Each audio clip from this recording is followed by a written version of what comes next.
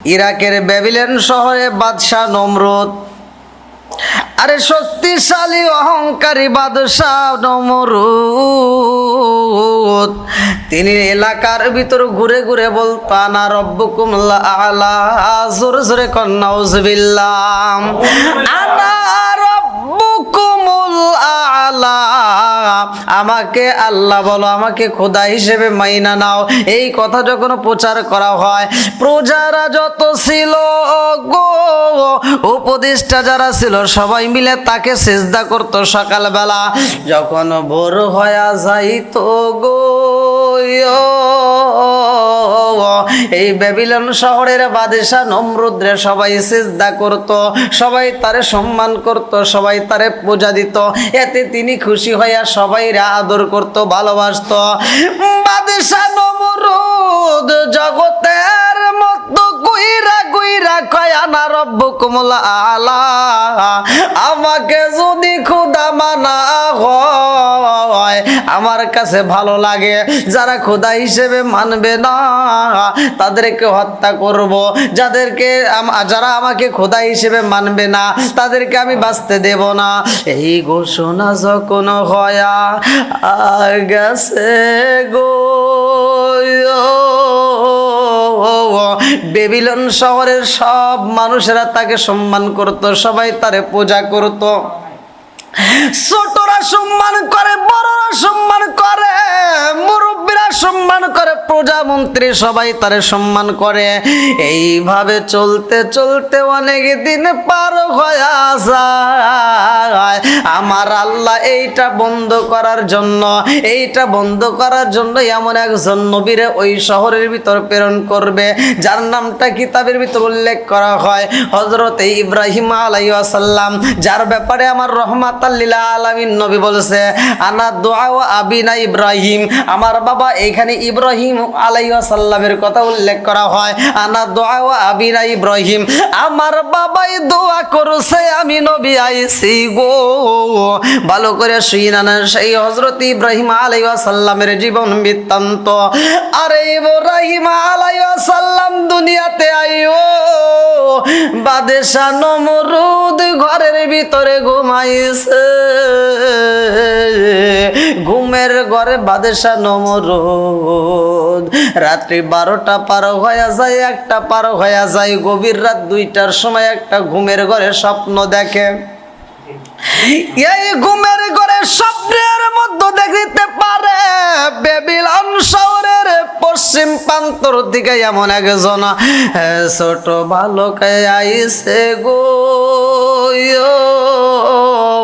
যেই বাচ্চাটা আইসা ঘুমের ঘরে স্বপ্নে দেখতেছে, ওই বাচ্চাটা এইবার বাদশারে আইসা জুতা দেয়া বাড়ি শুরু করেছে, বাদশারে মাথায় আঘাত করে। বাদশা ঘুমের ঘরে আর ঠিক থাকতে পারে না, এইবার ঘুম থেকে জায়গা কান্দে আর কয় কোথায় রইলা, কে সৈন্যরা তাড়াতাড়ি আয়। বাদশা নমরুদ কান্দার কয় ঘুমের মধ্যে আমি কি পাইলাম, আমার ভালো লাগে না, আমার তো ভালো লাগে না। ঘুমের মধ্যে স্বপ্নের মধ্যে ভয় পাইছে, ছোট্ট একটা 5 বছরের বালক আমার জুতা দেয়া বাইরায়। এই কথা কার কাছে বলবো, মনের কথা কার কাছে জানাবো? বাদশা নমরুদের স্ত্রী কয় স্বামী গো, ও স্বামী, আপনি কেন এই গভীর রাত্রে চোখের পানি পালায়া কান্দেন, চিৎকার মারেন, কারণটা কি? এইবার বাদশা কয় এই বিবি রে, ও বিবি, আমি ঘুমের মধ্যে স্বপ্নে দেখলাম কে আমার যেন জুতা দিয়া মাথায় আঘাত করে, কে যেন আমার আঘাত করে, কে যেন আমারে কষ্ট দেয়, তার আঘাতের যন্ত্রণা তো আমি ঘুমের মধ্যেই সইতে পারি না। ও বিবি রে, এই ঘটনা আমি কার কাছে বলবো? বিবি কই এই কথা মানুষের কাছে প্রকাশ করা যাবে না, আপনি এই গভীর রাত্রে পাগলামি করবেন না। এই কথা যদি জগৎ বাসি জানতে পারে গো স্বামী, জগতের সবাই আপনারে পাগল কইব। এইবার বাদশা নমরুদ আর কারো কাছে বলতে পারে না। আবার যখন ঘুমায়া যায় আমার আল্লাহর নীলা খেলা বোঝা যায় না, আমার আল্লাহর নীলা খেলা বোঝা যায় না রে বন্ধু। আবার গভীর রাত্রে আবার স্বপ্ন দেখিতেছে, আবার পশ্চিম প্রান্তর থেকে একটা বালক সুইটা আসে, ছোট্ট একটা বাচ্চা আবার দৌড়ায় এসে মাথায় আঘাত করে।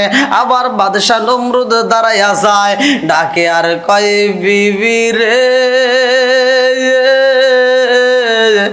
আমার ঘরের মধ্যে একই বিছানায় তুমি ঘুমাইলা। ও বিবি জানি আমার যেই কষ্ট হয় তুমি বুঝতে পারছো নয়। বিবি কয় না না না, আমি তো কোনো কিছুই জানি না, আমার আল্লাহর নীলা খেলা বোঝা যায় না, ভালো করে শুই না। নাও একই বিছানায় ঘুমাইছে, ঘুমের ঘরে একজন ভয় পায় আঘাতে পায় আর একজন পাই না। এতে বোঝা যায় হাসরের ময়দান কায়েম হইব, হাসরের ময়দানের ভিতর বিচার হইব, একজনের শাস্তি হইব আর একজনের হইব না, একজন কষ্ট পাইব আর একজন পাইব না, একজন জান্নাতে যাইব আর একজন জাহান্নামে যাইব। এইবার স্ত্রী কয় এই স্বামী গো, ও স্বামী, আমি আপনারে কেমনে বোঝাবো বুঝতে পারি না, আমি কোন ভাষায় আপনাকে বোঝাবো। এই বিছানায় একই সাথে ঘুমাইলাম, আপনি একে একে দুইবার স্বপ্নের মধ্যে ভয় পাইলেন, আমি তো একবারও পাইলাম না। আবার মাথায় হাত বুলাইয়া দেয়, আবার ঘুমায়া যাই রে ভাই। এই বাদশা নমরুদ আবার ঘুমের মধ্যে তৃতীয়বার আবার স্বপ্নের মধ্যে দেখে আমার আবার আঘাত করে মাথায়। বাদশা নমরুদ কই বিবি রে, কে যেন আমারে আঘাত করে রে, এই কথা আমি কারে বলবো, এই কথা আমি কারে জানাবো। বিবি কই স্বামী গো, স্বামী আপনি কি বলতে চান? বলে আমারে কেন আঘাতে করা হয়, আমি তো ঘুমাইতে পারি না, এই বিষয়ে আমার পরামর্শ কইতে হইব, যার কাছে আমি সাহায্য পাবো তার কাছে আমার যাইতে হইব। বিবি কয় এই স্বামী গো, ও স্বামী আপনি সাহায্য চাইবেন, আপনি এই বিষয় মানুষের কাছে প্রকাশ করবেন, এইটা যদি জগৎবাসী জানতে পারে গো, সকালবেলা আপনারে যারা পূজা দেয়, সকালবেলা আপনারে যারা সিজদা দেয়, ওই মানুষগুলো কিন্তু আপনারে পূজা দিবে না, ওই মানুষগুলো কিন্তু আপনারে সিজদা করবে না, ওই মানুষগুলো কিন্তু আপনাকে খোদা হিসেবে মানবে না। এইবার বাদশা কয় বিবি রে, ও বিবি আমার যেই কষ্ট হয়, আমার যেই দুঃখ হয়, এইটা তো তুমি বুঝতে পারলা না, আমাকে খোদা হিসেবে মানুক বা না মানুক এই বিষয়ে আমার তদন্ত করতে হইব, এই বিষয়ে আমার জানতে হইব। স্বপ্নের ব্যাখ্যা যারা জানতে পারে এই সমস্ত লোকদেরকে একত্রিত করা হোক। এইবার সৈন্যদেরকে ডাক দেওয়া হয়, সৈন্যরা রে, বাদশা নমরুদের 70 লক্ষ সৈন্য ছিল রে ভাই, সব সৈন্যদেরকে ডাক দেয়া বলা হয়, ব্যাখ্যা করতে পারে কে, স্বপ্নের ব্যাখ্যা কে ভালো জানে, এই সমস্ত মানুষদেরকে একত্রিত করা হোক। সব স্বপ্নের ব্যাখ্যা যারা জানে এই পণ্ডিতদেরকে আমার রাজ দরবারে হাজির করানো হোক। এই মানুষদের সাথে আমি একটু কথা বলতে চাই। স্বপ্নের ব্যাখ্যা যারা করতে পারে রে ভাই, এই মানুষগুলোকে রাজ দরবারে হাজির করা হয়। এদের কাছে বাদশা নমরুদ কান্দে আর কয়, জগৎবাসীরা রে,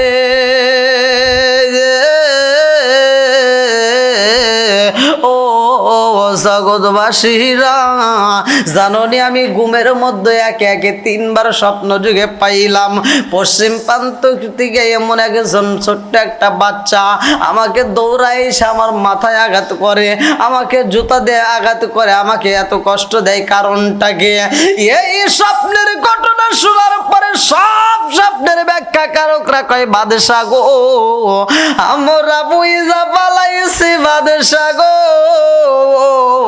বাদশাহ আপনাকে ছোট্ট একটা বাচ্চা আঘাত করে এর কারণ হইল ভালো করে শুইনা নেয় এই দুনিয়াতে এমন একটা সন্তান আইব গো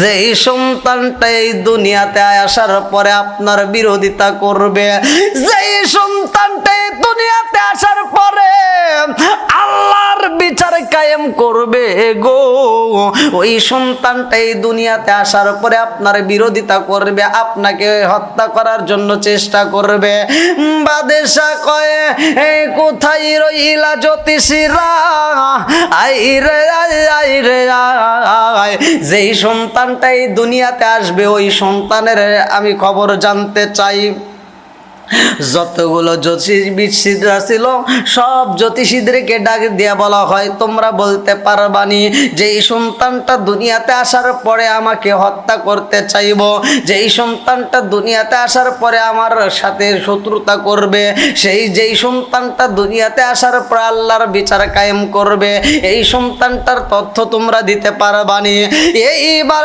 সব জ্যোতিষীরা কয় এই বাদশাহ গো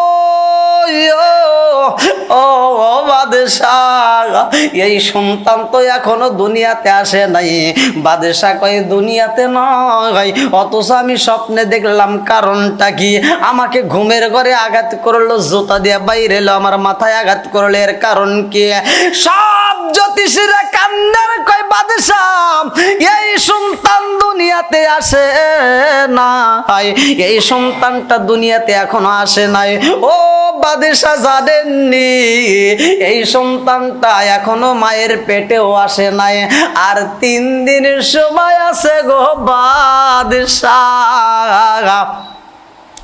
আর 3 দিন সময় আছে এই সন্তানটা মায়ের গর্ভে আসবে এই সন্তানটা দুনিয়াতে আসার পরে আপনার বিরোধিতা করবে আপনার এই ক্ষমতা থাকবে না ক্ষমতা তো বাদশা কেন কারোই থাকবে না এই জন্য তো আমার আল্লাহ কোরআনুল কারীমের ভিতর উল্লেখ করেছেন ভালো করে শুইনা না কুলিল্লাহুম্মা মালিকাল মুলকি তুতিল মুলকা মান তাশাউ ওয়া তানজিউল মুলকা মিম্মান তাশাউ ওয়া তুইজ্জু মান তাশাউ ওয়া তুযিল্লু মান তাশাউ বিয়াদিকাল খায়র ইন্নাকা আলা কুল্লি শাইইন কাদির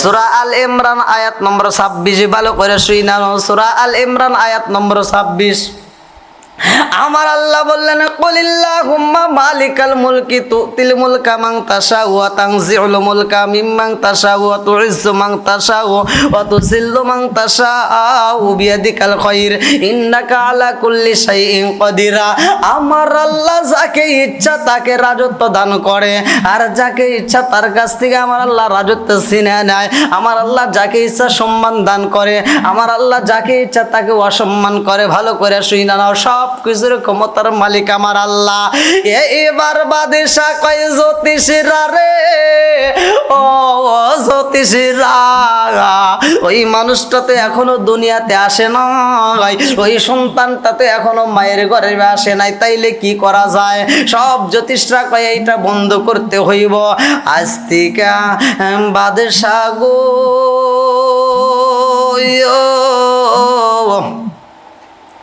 এই ব্যাবিলন শহর সহ আশেপাশে যতগুলো মানুষ আছে সব পুরুষদেরকে আপনার রাজ দরবারে বন্দী করতে হইব এই পুরুষেরা যেন স্বামী স্ত্রী মিলিত না হয় যদি স্বামী স্ত্রী মিলিত হয়ে যায় বাদশা গো এই 3 দিনের মধ্যে ওই সন্তানটা মায়ের গর্ভে আসবে যদি এইটা বন্ধ করতে পারেন ওই সন্তান আসতে পারবে না বাদশা কয় এই জগৎবাসীরা রে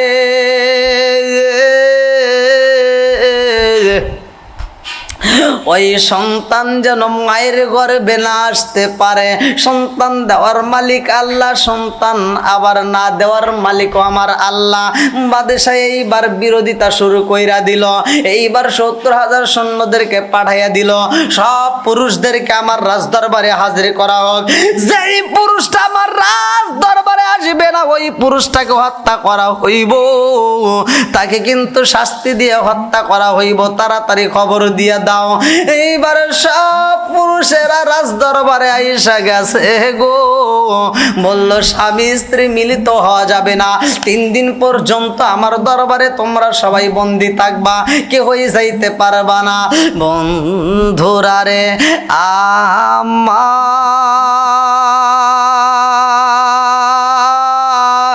আমার এই ডিউটি পালন করার জন্য একজন নয়, 2 জন নয়, 70,000 সেনা সদন্য সবাই মিলে তাকে, সবাই মিলে চারপাশ দিয়ে বন্দি করে পালাইছে। সবচাইতে সেনা প্রধান যে ব্যক্তিটা ছিল তার নামটা কিতাবের ভিতর উল্লেখ করা হয় আজর কুমার। আজর কুমারও ডিউটি পালন করে, কাউকে বাইরে যাইতে দেওয়া যাইব না, কোনো পুরুষ বাড়িতে যাইতে পারবে না, কোনো পুরুষ তার স্ত্রীর সাথে দেখা করতে পারবে না, স্ত্রীর সাথে কথা বলতে পারবে না, স্ত্রীর সাথে সাক্ষাৎ করতে পারবে না, বন্ধ করে দেওয়া হয়। 1 দিন নয়, 2 দিন নয়, 3 দিন পর্যন্ত ডিউটি পালন করতে হইব। একদিন ডিউটি পালন করে গো, এইবার গভীর রাত্রে এইবার আজর কুমারকে আমার আল্লাহ কি ঘটনা ঘটাইছে। গভীর রাত্রে সবার চোখে ঘুম, বাদশাহ নমরুদের চোখেও ঘুম রে ভাই। ঘুম দেওয়ার মালিক আমার আল্লাহ, ঘুম না দেওয়ার মালিক ওই আল্লাহ। সবার চোখে ঘুম এসে গেছে, প্রজাদের চোখে ঘুম, সেনা সদস্যের সবার চোখে ঘুম, আজর কুমারের চোখেও আল্লাহ ঘুম দিছে। আজর কুমার ঘুমের ঘরে স্বপ্নে দেখে গো, আজর কুমারের স্ত্রী সুন্দরী বিবি আজর কুমারের পাশে ঘুমায়া গেছে। আজর কুমারের পাশে ঘুমাইছে। আজর কুমার ঘুমের ঘরে স্বপ্নের মধ্যে দেখিতে পাইল বিবি তার দিকে সুন্দর মায়াবী দৃষ্টিতে তাকাইছে।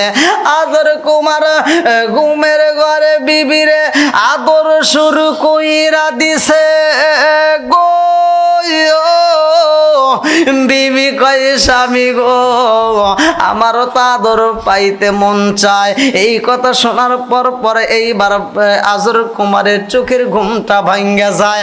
আজর কুমার ঘুমের ঘর দিকে দাঁড়াইয়া চিন্তা করে আমি কেমন স্বপ্নে দেখলাম গো, যে এই স্বপ্নের মধ্যে আমার বিবিরে আমি মনের মতো করে আদর করিতেছি। আজকে যদি আমি আমার বিবিরে সামনে পাইতাম গো, আমি মনের মতো আদর করতাম। আজর কুমারের মনের ভিতরে কল্পনা জল্পনা শুরু হয়ে গেছে। এইবার ঘুমের ঘর থেকে উঠা সিনি চিন্তা করলো আমি কেমনে এই ঘর থেকে বের হইব। ডাইনে তাকায়া দেখে সবাই ঘুমের ঘরে, বামে তাকায়া দেখে সবাই ঘুমাইছে, সামনে তাকায়া দেখে সবাই ঘুমাইছে, পিছনে তাকায়া দেখে সবাই ঘুমাইছে। দারোয়ান যারা দাঁড়ায় আছে গো, এই দারোয়ান গুলো দাঁড়ায়া দাঁড়ায় ঘুমাইতেছে। আমার আল্লাহ সবার চোখে ঘুম দিয়া দিছে। আজর কুমার আর ঘুমাইতে পারে না। এইবার বিবির কাছে যাওয়ার জন্য ছটপট শুরু হয়ে যায়। গভীর রাত্রে আজর কুমার বাড়ির দিকে রওনা দিছে গো। আমার আল্লাহ আজর কুমারের স্ত্রীর চোখের ভিতরে ঘুম দিয়ে দিছে। ঘুমের মধ্যে স্ত্রীও স্বপ্নের মধ্যে দেখতে পারতেছে আমার স্বামী আইসা আমারে আদর করে। আদর কুমারের স্ত্রী ঘুমের ঘরে দেখে আমার স্বামী আমারে আদর করে গো। এই দৃশ্য দেখে তার ঘুমটাও ভেঙে যায়। এমন সময় দরজার মধ্যে টোকা পইরা গেছে। এইবার স্ত্রী চিন্তা করে গভীর রাত্রে কে আসলো। এই মুহূর্তে তো কোনো মানুষ আসতে পারবে না কারো বাড়িতে, এই মুহূর্তে কোনো পুরুষ আসতে পারবে না। এই সময় আমার ঘরে টোকা দেয় কে? ঘরের দরজাটা যখন খোলা হয় গো প্রাণের স্বামীর দেখা কয়ে স্বামী গো ও স্বামী আপনি এই গভীর রাত্রে কেমনে আসলেন? এই কথা যদি পাড়া-পড়শি জানতে পারে হে গো, পাড়া প্রতিবেশীরা যদি বাদশাহ নমরুদের কানে ঘটনা জানাইয়া দেয়, তাইলে তো আপনাকেও হত্যা করবে, আমারও হত্যা করবে। ও স্বামী আপনি কেন এইভাবে আমার ঘরের ভিতর প্রবেশ করলেন, কারণটাকে? এইবার আজর খুমারে কয় এই বিবি রে, ও বিবি আমি কেন আইছি জানোস নি? আমি কেন আইছি জানোস নি? ও বিবি আমার আসারে একটা মাত্র কারণ, আমি ঘুমের ঘরে স্বপ্নের মধ্যে দেখলাম তোমারে আদর করতেছে। বিবি রে, ও বিবি আমার ঘুমটা ভাঙ্গার পরে আমি ঠিক থাকতে পারি নাই, আমি গোপনে চইলা আইছি, কেউ জানে না, সবার চোখে ফাঁকি দিছে। বিবি কয় স্বামী গো, ও স্বামী আপনি যেই স্বপ্ন দেখছেন আমি তো একই স্বপ্নে দেখছি। দেখাইছে কে? আমার আল্লাহ ঘুমের ঘরে যেই স্বপ্নটা স্বামী স্ত্রীর বইরে দেখাইয়া দিছে গো। এইবার বিবি কয় স্বামী গো এই ঘুমের ঘরে স্বপ্ন দেখার পরে আমার ঘুমটা ভেঙে গেছে, এমন সময় দরজায় টোকা পইরা গেছে। এইবার স্বামী স্ত্রী মিলিত হয়া গেছে গো। ওই দিন আমার আল্লাহ ওই রাত্রিতে হযরত ইব্রাহিম আলাইহিস সালাম রে মায়ের গর্ভে পাঠাইয়া দিছে। আবার কুমার ঘুমের ঘরে থেকে এইবার সকাল হওয়ার আগে বলে বিবি রে আমার তাড়াতাড়ি যাইতে হইব বাদশার রাজ দরবারে। ও বিবি আমি যদি রাজ দরবারে না যাই, এই আমার আসার ঘটনা যদি জানতে পারে আমাকে হত্যা করবে, তোমারও হত্যা কইরা দিব। এইবার গভীর রাতে চইলা গেছে এইবার রাজ দরবারে সবার সাথে। এইবার আজর কুমারও ঘুমাইয়া গেছে। সকালবেলা ভোর হওয়ার আগেই তো সে পৌঁছাইয়া গেছে, কেউ বুঝতে পারে নাই, কেউ জানতে পারে নাই। ওই দিন আমার আল্লাহ হযরত ইব্রাহিম আলাইহিস সালাম রে মায়ের গর্ভে পাঠাইয়া দিছে। আর কোন মহিলা পাই নাই, কারো ঘরে পাই নাই রে ভাই, কারো ঘরে দান করে নাই। আমার আল্লাহ আজর কুমারে ঘরে দান কইরা পালাইছে। এ আমার বন্ধুরা রে, একদিন যাই, 2 দিন যাই, 3 দিন যায়, 3 দিন পরে সব মানুষরে বিদায় দিবে। এমন সময় বাদশাহ নমরুদ এইবার স্বপ্নের ব্যাখ্যাকারক সহ যতগুলো জ্যোতিষরা ছিল সবাইকে ডাক দেয়া বলে এইবার 3 দিন তো সব পুরুষরে বন্দি করে রাখছিলাম, এইবার তোমরা পরীক্ষা কইরা দেখো ওই সন্তানটা দুনিয়াতে, ওই সন্তানটা মায়ের গর্ভে আসছে কিনা। এইবার জ্যোতিষরা পরীক্ষা নিরীক্ষা কইরা কয় বাদশাহ গো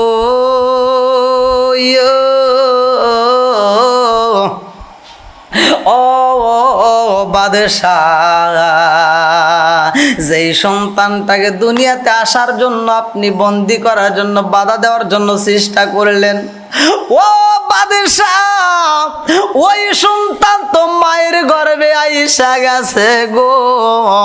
এইবার বাদশাহ কয় জ্যোতিষরা রে কারণটা কি, কেমনে গাইলো বুঝলাম না, সব পুরুষরেই তো আমি রাজ দরবারে বন্দি করে রাখছি, তাইলে কার মাধ্যমে আসলো বুঝতে পারলাম না।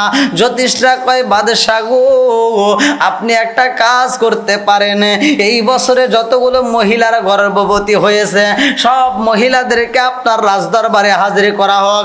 যেই মহিলা পুরুষ সন্তান জন্ম দিবে গো ও বাদশাহ ওই সন্তানটাকে হত্যা করা হোক। যেই মহিলাটা মেয়ে সন্তান জন্ম দিবে ওই সন্তানটাকে জীবিত রাখা হোক, আর যারা পুরুষ সন্তান জন্ম দিবে তাদেরকে হত্যা করা হোক। বাদশাহ কয় এটাই বিচার করা হইব। রাজ দরবার থেকে ঘোষণা দেওয়া হয় এই বছরে যতগুলো মহিলারা সন্তান প্রসব করবে, যতগুলো মহিলারা বাচ্চা প্রসব করবে গো, সব মহিলাদের বাচ্চাগুলো যদি পুরুষ হয় তাইলে তাদেরকে হত্যা করা হইব, সন্তানটাকে হত্যা করা হইব। মেয়ে যদি জন্ম দেয় তাইলে হত্যা করব না। এই ঘটনা যখন সবার মাঝে জানায়া দেয়, আনাচে কানাচে সবার কাছে প্রকাশ করা হয়, আমার আল্লাহর নীলা খেলা বোঝা যায় না। আজর কুমারের স্ত্রী গর্ভবতী হয়ে যায়, কিন্তু এই মহিলাটাকে দেখলে বোঝা যায় না।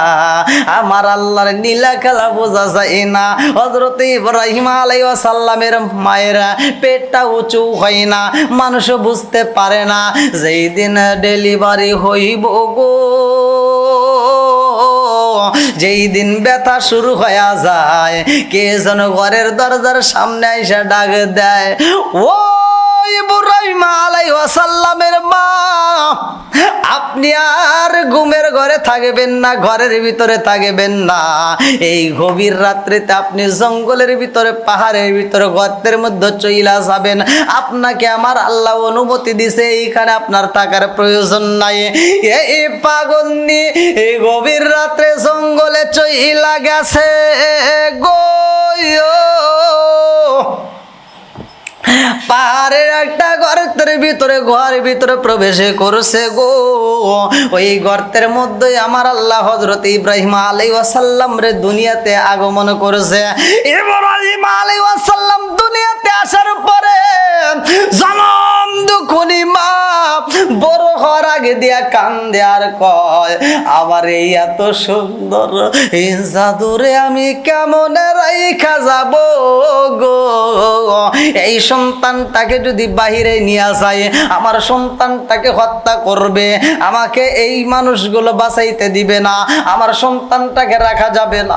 আর জনম দুখুনি মা সইতে পারে না, সন্তানটাকে মনের মতো কইরা আদর করে, বুকের উপরে চাপ দিয়ে কান্দে আর কয়, জাদুরে এমন সময় আইলা রে জাদু, এমন বছরে আইলা জাদু। এই ঘটনা যদি বাদশার ঘরে জইলা যায়, বাদশার লোকেরা জানতে পারে, তাইলে তোমাকে হত্যা কইরা ফালাইব। এমন সময় আমার আল্লাহ ডাক দিয়া কয়, জিবরাইল যায় আমার খলিলের মার জানায়া দে, আমার খলিল রে পাহাড়ের গুহার ভিতরে রাইখা গো। এই পাহাড়ের গুহাটার মুখ বন্ধ কইরা দিয়া জনম দুখুনি মা বাড়িতে যাইব। আর আমার খলিল রে দেখার দায়িত্ব আমি জিবরাইল রে দিয়া দিলাম। যাও যাও যাও, আমার খলিল রে দেখার দায়িত্ব তোমারে দিয়া দিলাম, তুমি ডিউটি পালন করবা। এইবার গুহারের সামনে কে যেন কই, খলিলের মা, ও মা, আপনার চিন্তা করতে হইব না, আপনার সন্তানকে দেখার মালিক আল্লাহ। আপনি বাড়িতে চইলা যান, আপনার সন্তানরে দেখবে আমার আল্লাহ। এইবার ইব্রাহিম আলাইহিস সালামের মা আর দেরি করে না, ফজরের সময় এইবার বাড়িতে চইলা যায়। এইবার ইব্রাহিম আলাইহিস সালামের কাছে মা দিনের বেলায় আসতে পারে না। এই ছোট্ট সন্তানের ক্ষুধা শুরু হয়ে যায়। খোদার জ্বালাই যখন সন্তান কান্না শুরু কইরা দিছে গো, আমার আল্লাহ ডাক দিয়া কয়, হে জিবরাইল,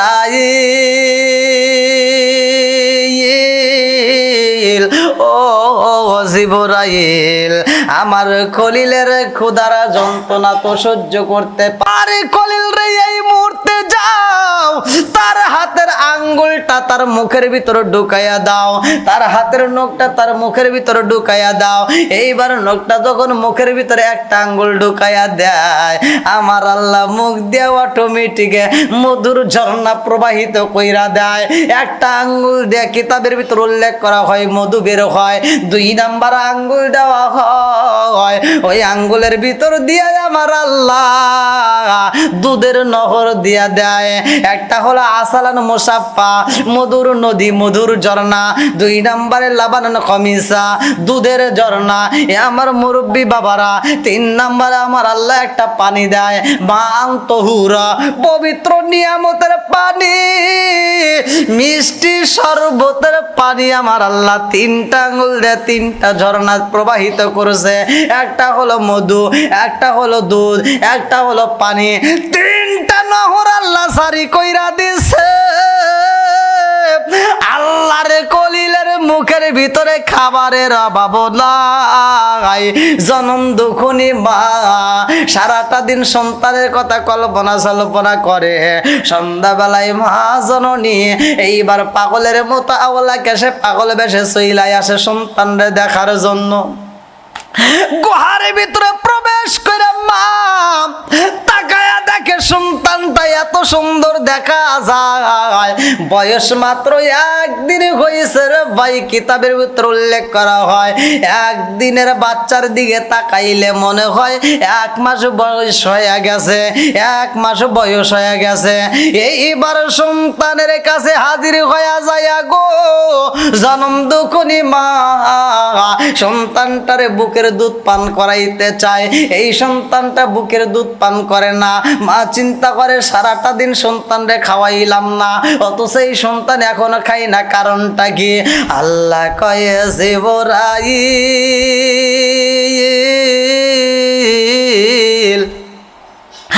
আমার কলিলের মা সন্তানের জন্য চিন্তা করে খাবার খাইছে নি, মারে দেখায়া দাও, আমার খলিলের খাওয়ানোর অভাব নাই। ওয়াল্লাহু খায়রুর রাযিকিন, রিজিকের মালিকই তো আমি আল্লাহ। ও জিবরাইল রে, জনম দুঃখনি মায়ের সামনে সন্তানের এই হাতের নখটা মুখের ভিতরে ঢুকায়া দাও। এইবার মা জননী তাকায়া দেখে সন্তান যখন মুখের ভিতরে আঙ্গুলটা নিয়ে যখন শোষণ দিয়ে দেয়, একটা আঙ্গুল দিয়া মধুর ঝর্ণা বের হয়, আর একটা আঙ্গুল দিয়া দুধের ঝর্ণা বের হয়, আর একটা আঙ্গুল দিয়া পানির ঝর্ণা বের হয়। জনম দুঃখনি মা সন্তানের বুকের ভিতর আঞ্জায়া কান্দার কয়, আমার সন্তান কোনো সাধারণ সন্তান হইতে পারে না, এই সন্তানটা অনেক দামি। চিৎকার মেরে কন্যায় আল্লাহু আকবার। আরে জনম দুঃখনি মা সন্তানের দিকে তাকায়া দেখে 1 মাস বয়সে যেই বাচ্চাগুলো হয়, আমার সন্তানটা মনে হয় 1 মাসে হয়ে গেছে। 1 দিন যায়, 2 দিন যায়, 3 দিন যায়, 3-4 দিন যায়, 5 দিন যায়, এইরকম 21 দিন যখন পার হয়ে যায়, জনম দুঃখনি মা কয় 21 দিনের বাচ্চার দিকে তাকাইলাম, 21 মাসের বয়সের বাচ্চাদেরকে যেমনে দেখা যায় আমার বাচ্চাটাকেও তেমন দেখা যায়। চিৎকার মেরে কন্যায় আল্লাহু আকবার। জনম দুঃখনি মা কয়, আমার সন্তানের মতো এমন সন্তান আর হইতে পারে না।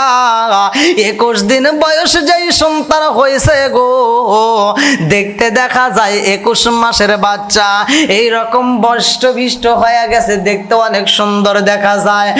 এইবার জনম দুঃখনি মা জননী বাচ্চাটারে বাড়িতে নেওয়ার মতো সাহস পাই না। গভীর রাত্রে এই সন্তানকে রাইখা আবার চইলা যায়, সন্ধ্যা রাতে চইলায় আসে আবার জঙ্গলের ভিতরে পাহাড়ের গুহায়। পাড়া প্রতিবেশীরা 1 দিন 2 দিন 3 দিন এরকম দেখার পরে এইবার তার স্বামীর কাছে ঘটনাটা বইলা দেয়। পাড়া প্রতিবেশী মহিলারা কয়, আজর কুমার তুমি রাজ দরবারে তুমি ডিউটি পালন করো, বাড়ির খবর জানোনি? বলে বাড়ির কি খবর? এইবার পাড়া প্রতিবেশী মহিলারা ডাক দিয়া কয়, জানোনি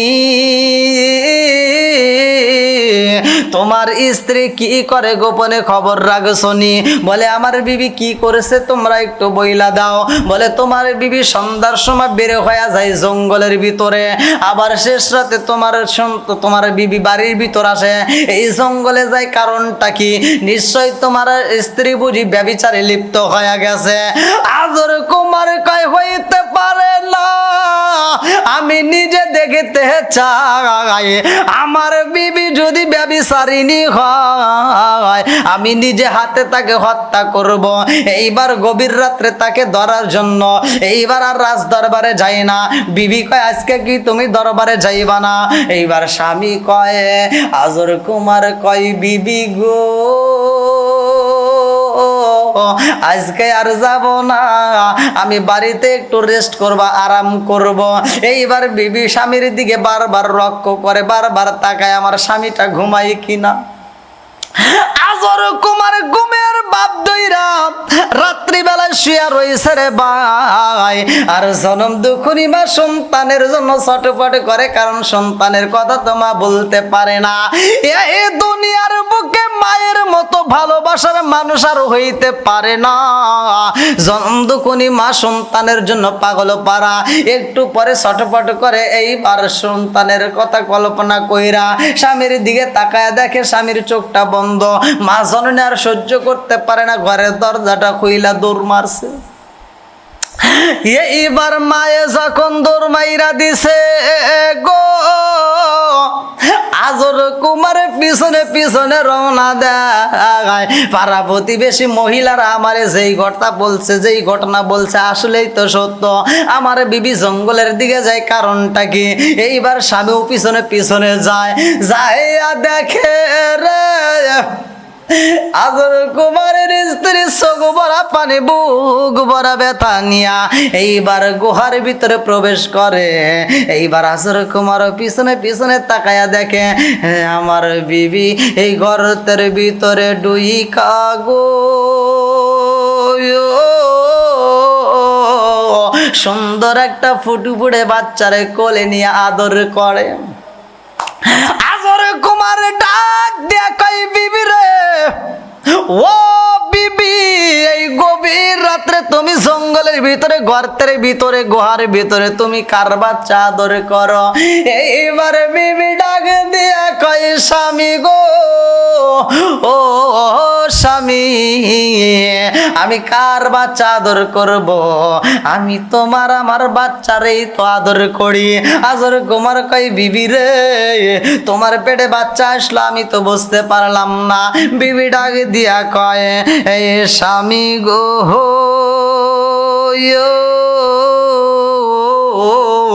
ও স্বামী আপনারে বলি নাই যেই দিন যেই রাত্রিতে আপনি আমাকে আদর করতে গোপনে আসছিলেন, ও স্বামী ওই দিন থেকে আমি জনম দুখুনি মা গর্ভবতী হই।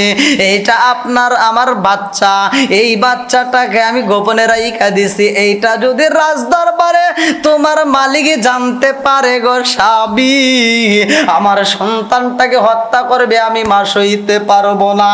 আজর কুমার ডাক দিয়া কই বিবি রে তাড়াতাড়ি দে আমার জাদুটারে আমার কোলের ভিতর দে, আমি জনম দুখুনি বাবা একটু মনের মতো করে আদর করতে চাই।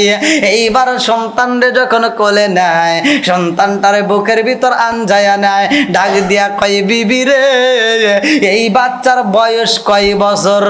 বিবি ডাক দিয়া কয় স্বামী গো এই বাচ্চাটার বয়স মাত্র 21 দিন। এইবার আজর কুমার কয় না না হইতে পারে না, 21 দিনের বাচ্চা কোনোদিন এত বড় হইতে পারে না। এইবার জনম দুখুনি মা আল্লাহর খলিল রে ডাক দিয়া বুকের ভিতরে আনজায়া দইরা কয় স্বামী গো সত্য কথা বইলা দিলাম গো স্বামী আমার জাদুর বয়স মাত্র 21 দিন, অথচ দেখতে মনে হয় 21 মাসের বাচ্চা। এইবার আজর কুমার ডাক দিয়া কয় এই বিবি রে এই ঘটনা কি কেউ জানতে পাইছেনি? এই ঘটনা কারো কাছে বলছনি? বিবি ডাক দিয়া কয় স্বামী গো কেউই জানে না, আজকে মাত্র আপনি জানতে পারলেন না। আজর কুমার কয় বিবি রে আমার সন্তান রে জঙ্গলের ভিতর রাখা যাইব না। এই জঙ্গলের বিষধর সাপ থাকতে পারে, সাপে তারে ধ্বংস করতে পারে। বিবি ডাক দিয়া কয় স্বামী গো, আমি বুইঝা পালাইছি গো স্বামী, আমার সন্তান রে সাপেও ধ্বংস করতে পারবে না, বিষধর কোন পোকায় আমার সন্তান রে খাইতে পারে না। যারে মাটিতে সই না, জমেতে খাই না, তারে নবীর প্রেমিক সেই জনাম। আমার কুমার ডাক দিয়া কয় ও বিবি, আমার সন্তান রে আর এইখানে রাখবো না, বাড়িতে নিয়ে যাইব।